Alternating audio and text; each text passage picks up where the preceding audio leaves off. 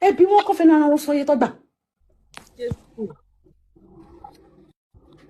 Tọ́lá bí Fọlá ṣe jọmọ mi tó bí mo ṣe ẹ̀bẹ̀ tó instead tó bá gba kámẹ́rà mi kọjá mo ń sanwó gidi fún. Because me don't like it. Me like it was see. I don't like it. Me better me kò sí ọmọ náà tí mo help láyé mi. Oh, lè dúró síwájú mi kò sọ rubbish máa dùn ẹ́ létí ni mi gbádùn. So mo máa fira mi sípò yẹn ni. Oh, lè bá mi ṣe rubbish. Mi kọjá àyè mi. Mi fira mi sí position tó máa fi rí mi fi. Tó máa fi feel used. It's not possible. Ọmọ náà ń lo àwọn wọn fáwọn lówó. You can never. Àti Alábìkẹ́ náà. I don't. You cannot come and work for me and I will not say take. It's not possible.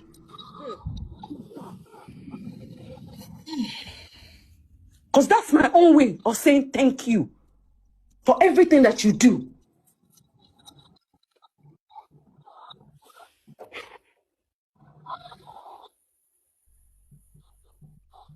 So where is the wrong there?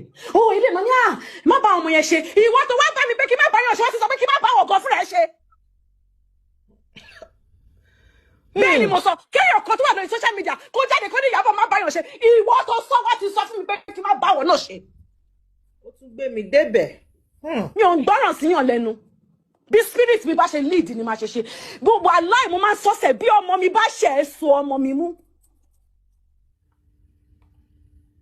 Ọrùn tó bá ṣe lábẹ́ lọ́ ṣe kí ni lọ́ ń gé. Kò sọ́n tó kọ́ mi ò bá máa tẹ̀lé mi rìn. Kò fi pé bóyá torí kò tẹ̀lé mi rìn. Mo máa sọ fún Fọlá bó tẹ̀lé mi rìn. Bó bá lọ ṣe bákan wá dá gbé bákan wálẹ̀ o. Ẹni tó bá yàn jẹ lèmi máa ń jà fún. Tó bá jẹ́ wọ́n ló ṣẹ̀ wá dá wálẹ̀ gbé.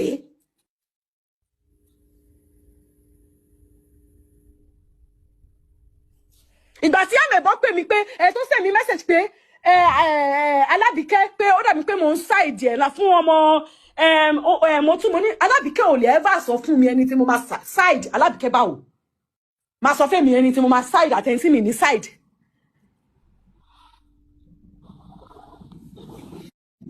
That's not possible. Èmi fúnra mi mo wá explain fún. But yes, wọ́n ti gbọ́rọ̀ ọmọ yìí wá rí sórí DM mi mo rò pé àwọn wọlé lè. Because my Instagram page is being run by my management team. Management team, yes. Do you understand? What's the top of the message? Ben, wọ́n gbé wálẹ̀ kankan. Wọ́n do money. I don't kilo come pelajo. What are this? No. What's my business with? And your shajo. I just met her in December. Ìdálẹ̀ bẹ̀rẹ̀ àjọ tó wá di pé wọ́n gbé wàhálà àjọ yín wá bá mi. What's my business? Money that's why I think me keep close man when you. I could remember very well. And I traveled. Mo lọ wo grandson mi. Mo land báyìí mo wà nínú mo ṣe land airport báyìí ni PA mi fi message hàn mi. Mo ní kí ló ṣẹlẹ̀. Wọ́n ní Alábìkẹ́ ṣe fídíò. Ó ń tẹ̀ láti sọ pé ó disclaim kíní kan mi ìfẹ́ lọ́wọ́ fídíò náà mo kàn pé straight ni. Because mo ní pé wọ́n ti send me message. Mo ní mo ṣe land ni kí ló ṣẹlẹ̀. Mo ṣẹ̀ṣẹ̀ ń bọ́ ta airport ni mi tẹ̀ tí bọ̀ délé. And I was going straight to the studio. Mo fẹ́ lọ wo nǹkan tó ti ṣe fún the return of Arizo. Ó dẹ̀ ní kíní kan àwọn kan wọ́n lọ jẹ wọ́n lówó lady kan neighbor òun kan kíní kan. Èmi ò dẹ̀ like ọ̀rọ̀ ẹ̀yìn. Mo dẹ̀ ní okay hold on. Mo add mo tún lọ sí call yẹn. Mo tún kí ni gbogbo kí ló ṣẹlẹ̀. Ó ní àwọn àjọ kan ohun tóun ṣe ni èèyàn kan pull out èèyàn kan àwọn jà èèyàn kan kíní kan torí pé àwọn jà àwọn yọ kúrò ní group ó wá bínú lóhùn ṣàjọmọ́ kíní kan. Go and sort yourself out. Mo ní I don't like all this kind of rubbish. Mo ní go and sort yourself out. Mo ní ó ní Alábìkẹ́ ọ̀rẹ́ òun ni mo ní wọ́n náà why tó ṣe sáré bọ́ sórí social media wá pé náà now ẹjọ́ jà wá bá fà á tí kò bá wá gbọ́ o lè wá lọ sórí ó wá lóhun sí ń bá sọ tẹ́lẹ̀ ó ní náà ìgbà táwọn sọ àná làwọn sọ ó dẹ̀ ti sọ okay ẹ má jọ bínú ìwọ má because bí ìyá ṣe máa ṣe ni máa ṣe yẹn ẹ má jọ bínú àtiwọ́ àtọ̀tún àtòsì ẹ má bínú ìwọ náà lọ pé gbogbo àwọn tẹjọ mo ní ṣùgbọ́n pé nígbà tí mi ò tí ì mú ẹ o lè má bínú kó má ṣe gbogbo nǹkan tó ń ṣe pẹ̀lú àwọn èèyàn yẹn kó má get away pẹ̀lú bọ́sí ìgbà tí Iyabo Ojo ti wà involved mọ́ sí small thing wọ́n máa sọ pé Iyabo Ojo so go and sort yourself out because èmi gan really gbádùn bẹ́ẹ̀ yẹn o go sort her out pẹ̀lú àwọn people yìí ó dẹ̀ ní yes ma òun máa lọ bá wọn sọ̀rọ̀ kíníkan okay kúrò lórí phone because I was even busy I was tired I was on the phone with them for over 2 hours trying to sort them out.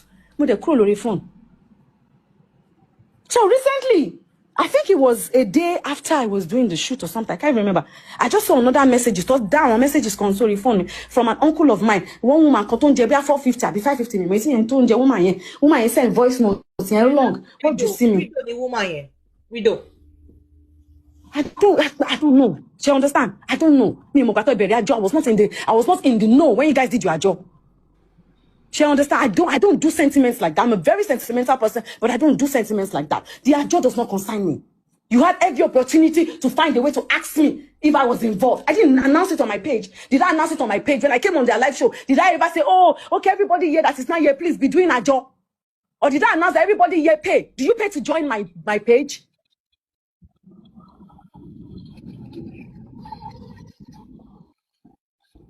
Biggest foundation said, all my friends that come, you come through a person who might recommend it. That's how you join. So nobody came to ask me any question. And then I get this very long, lengthy message. I was so irritated. I forwarded it to her. I called her. I was shouting on her. I said, what's all this? I don't like people sending me all this kind of... I will block you. What is all this? Go and sue the woman. And why is she sending it to me? Momo, what's my business? Go and sort this thing out. Then the next minute I get another message from someone again. And 70K. That list, don't you see me? I was like, oh my God, what is this? Then I called her immediately. Hello, go and sort yourself out to these people. What is all this? Oh no, ti ṣàjọ ń bọ̀ tipẹ́. O ti ṣàjọ bọ̀ tipẹ́. Wọ́n lọ ní pé kó dá owó 15 million kan àbí 12 million kan. I don't understand. What was that? What's the 15 million for? Ó ní no pé àwọn sọ pé àwọn fẹ́ máa lọ káàkiri lọ interstate, ra ticket million. So bàtà àwọn calculate gbogbo owó yẹn pé 15 million ṣe tí wàá gbowó Ọlọ́run gbowó lọ́wọ́ anybody yẹn. Mo lókè so owó ló gbà. Ó ní àjọ yẹn pé àwọn kan default so ó dá gbogbo àjọ ró ṣe kí go and sort yourself out. Modeni, please kindly remove Iyabo Ojo fan from your page. Go and remove that Iyabo Ojo fan. Money mo ti better and say because mo ti ń dàgbà. Tó bá pé ìgbà tí mo ṣì torí mi ṣì máa ń gbóná tí mo ṣì máa report page straight down, máa pull it down. Oh, kò tẹ̀ ní exist money. Money, but go and change the name. Go and change the name. Mi ò fẹ́. It only 2.7 million followers tí mo pull down lórí Facebook. Torí ẹni yẹn mo ṣe join Facebook ń gbà yẹn because wọ́n ń fi Iyabo Ojo fi blog. Báwo yẹn tẹ̀ máa ṣépè fún mi ní ìtẹ́ mọ̀ ìgbà tẹ́ mi sí Facebook mi ìtẹ́ mọ̀ anybody ṣépè fún mi. When I joined Facebook, I made a video then. Was it 2 years ago or 3 years ago I joined Facebook? I made a video then. I said, please, you people don't follow this pastor, right? After that, the page was 2.3. When I pulled the page down, it was 2.7. So still 400 people still later joined that. After me shouting, it is not my page, it is. So you cannot control people. One. But I go mo pull it. Me pull it down. American mo pull it down. Money, so go and take my name off. I don't like pulling people's page down because I feel that you do a lot to build your page. That's why a lot of people that insult me, I just pass. It's easy for people to insult me with my name because I don't do anything. Because I always feel like, well, just leave them. I just go my own way. Money, but when it has to do with my name, go and pull that thing down, unless I will report the page. And I did a write-up, a disclaimer, and I posted it on my page. And that's it. And then I began to hear, oh, Iyabo shame me. Why is Iyabo shame me? She don't tell me anything about bash and me bash. You want to buy me sorrow gan ba ni mo ṣe mo e gan. Ba ni mo ṣe mo e. I can choose to be friends with anybody and I can choose to erase anybody. It's a choice. I don't come to meet you that in your buy ni ko bash. Gbogbo wọn tó kó ra wọn lọ́jọ́ in 20 something of them. And gbogbo wọn lọ́jọ́ lẹ́bi. Because I need to tell you, kí screen eke tó wá bá mi. Gbogbo ilẹ̀ mọ̀ pé ẹni yìí ò mọ̀ ẹni yìí. Because ó sọ gbogbo náà lẹ́jọ́ sọ ńbẹ̀. wo ó ti wá bó ṣe fẹ́ meet yín wo ó ti ṣe gbá níjọ́ mo ṣe join ẹ̀ ọmọ gidi ni kíní kan mọ́mì kan tẹ̀ wá ń bẹ̀ tó àwọn ọlọ́kọ́kọ́ wá bá mi nísàlẹ̀ àwọn ọlọ́pàdé mi níta yẹn very strong woman báyìí wọ́n pàdé mi nísàlẹ̀ yẹn very jovial woman àwọn ọlọ́kọ́kọ́ pàdé mi lẹ́nu ọ̀nà níta ń bẹ̀ pẹ̀lú àwọn mẹ́ta kan and ẹsẹ̀kẹsẹ̀ bẹ́ẹ̀ lọ ti sọ fún mi kíní kan dáadáa ni o kíní kan where did you all come together mothers sisters and aunties you guys came together and without scrutinizing a girl and you brought her to me and then now I have to take the blame for it for accepting her. How beautiful is that? Because I am the celebrity, because I chose to accept her, a girl that you all brought. She didn't come to me alone. Ṣé fi pé àtọ́jọ́ tó ti message mi lórí Instagram. Ṣé fi pé àwọn management team mi ò ní rí messages yẹn ni. They did not bring it to me because they have their reasons. They will not bring it to me. They know not to. If she had come, èèyàn tó wá ń pàdé mi cinema tí bá lọ cinema ni. Tó bá kí ni ó fẹ́ number mi máa fún number PA mi. Ibi tó máa end the scene yẹn. It takes a lot for you to even get so close to me. But 20-something of you came together. That's a lot. If I had said no to her, it means that I said no to all of you.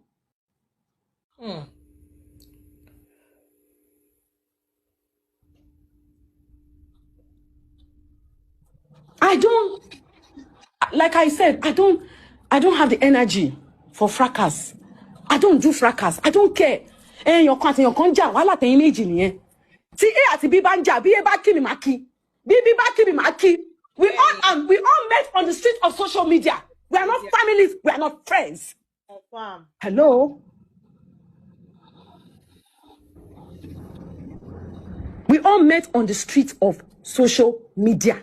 So it's hello, hi. Wọ́n dá owó nígbà tẹ́ fẹ́ ṣe birthday. Pé ó fẹ́ lọ pé kíní kan wọ́n ní kí wọ́n dá owó birthday. Mama, after the birthday tó dá owó, I don't know about it, but I know I came on her life after my birthday. Good. I know I was on her life after my birthday. Right? Yeah, I'm sure that her life that I did was this year. My birthday was December 21. I was on that live for 2 hours. Nobody said to me, oh, Adawo birthday. If I received a gift, do you think I will not have said, oh, thank you guys for the gift. I really appreciate it. No one was there to say, oh, Adawo birthday. It's a different thing if you guys never had access to me. For twice I came on Motun's page. No one ever said to me, Adawo kakan, ansha jo kakan. Me mo be understand nǹkan tí mo sọ. Understand. Oh, Iyabo Ojo is here also. Ó dẹ̀ ń ṣe prayer lọ fún mi. Mo dẹ̀ ń sọ̀rọ̀, dẹ̀ ń share. A lot of people had a right to have come up to say, oh, I'm Adawo. Nobody did that.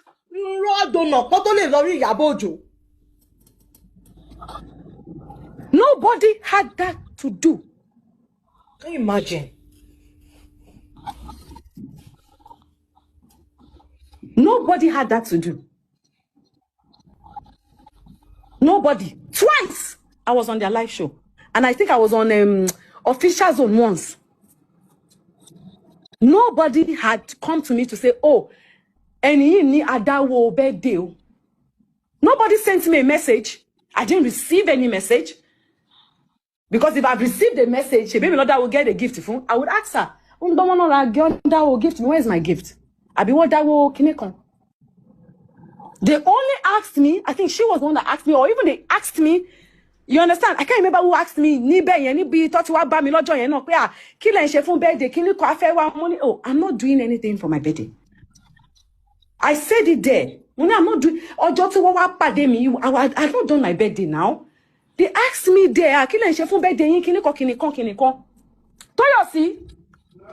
find out what day was Funke's meet and greet that I went for. I need to know that date, please. December what? Find it out for me and come and tell me, thank you. Nobody ever came to me to say, oh, Kini Adawo for you. They saw me on that day and they were asking me about my birthday. And I said it, they pay me a party. Because Mom came me to anything. I only wanted to spend the time with my children at home, which I did. Gbogbo pajamas, Christmas, kinikon pajamas, Tasha, it was even Priscilla that planned it. I only just told them to come home and let's sit and play. That's all. I just wanted to share the moment with my grandson and my family. That's all. I never wanted any party. And I never had. Because mo ti mọ̀ pé mo máa ṣàrínsò, mo ti mọ̀ pé mo máa ṣe event, mo mọ̀ pé mo ní ìnáwó. So I didn't want to waste money. On the 13th of December, that was the first time I saw every one of them, 13th of December. And my birthday was in 7 days after that. So yes, they asked me, and I told all of them there, "Baby, oh, share birthday." And I told them there, when Mama announced on the 2nd, Mama share Thanksgiving. In restaurants.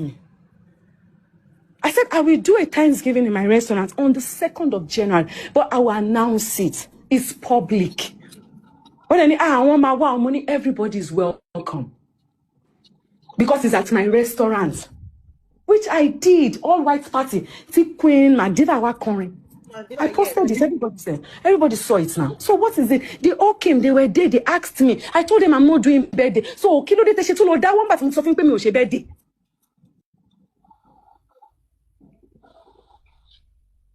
Kile lo dawo fún lẹ́yìn bá tí mo sọ pé mi ò ṣe birthday.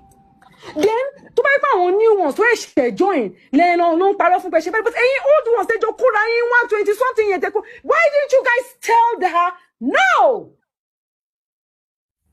So you guys think that Motuni can look at my dawasi or don't my deck or the ba, my deck or the ba, my deck, no, I mean, oh God, people need to know me. No attracting. Kí lẹ sọ? Èrò tó kó jọ bó ṣe pa àwọn àgbàlagbà. Ìyá 50 something years, he wà ńbẹ̀. Òun ló jẹ́ kẹ́. God bless you. God bless you. Ṣé fi pé tó bá pé àwọn ọmọ sisi lọ kóra wọn wá. Mo máa kí wọn ní how are you? How is school? How is family? Oh, please go and pay attention to your education. Emi, I'll be so nice, but I'm very dismissive. How am I supposed to know? I don't know them. How am I supposed to know? I don't know. It's just like I'm talking to you now. I don't know you. So how am I supposed to know what's going on in your life? Exactly. I don't know her. How am I supposed to know? All I know is I saw women come together. So am I supposed to run away from them? Or I have to collect every single person's number and be communicating with them?